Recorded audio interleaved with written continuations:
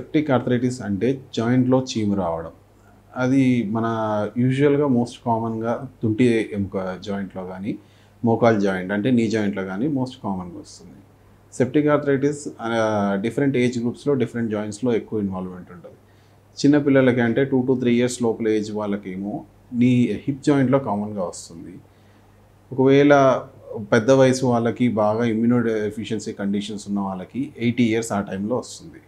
దీనికి అనేక కారణాలు ఉంటాయండి.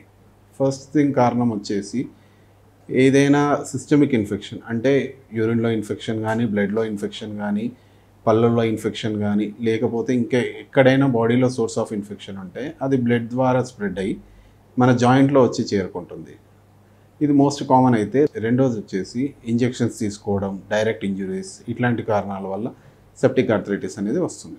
సో సెప్టిక్ ఆర్థరైటిస్ లక్షణాలు ఏంటి?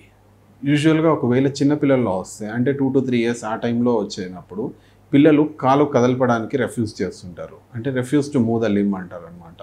సో అలాంటి వాళ్ళకి మనం ముందుగానే చూసుకొని పిల్లలు కదలట్లేరు, కాలు జాయింట్ కదిలించట్లేరు అంటే వెంటనే హాస్పిటల్ తీసుకొని రావాలి.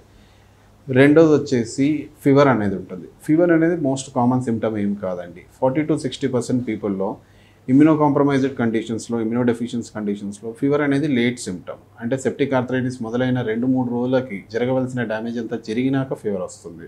మూడో లక్షణం వచ్చేసి జాయింట్ ఏరియాలో వేడిగా లేదంటే రెడ్ కలర్‌లో ఉండడం. ఇలా రావడం కూడా మనం గమనిస్తే చాలా సెప్టిక్ ఆర్థరైటిస్‌లో జాయింట్ దగ్గర వేడిగా ఉండడం కానీ, కొద్దిగా రెడ్ స్పాటింగ్ అలా కావడం కానీ కామన్‌గా జరుగుతుంది.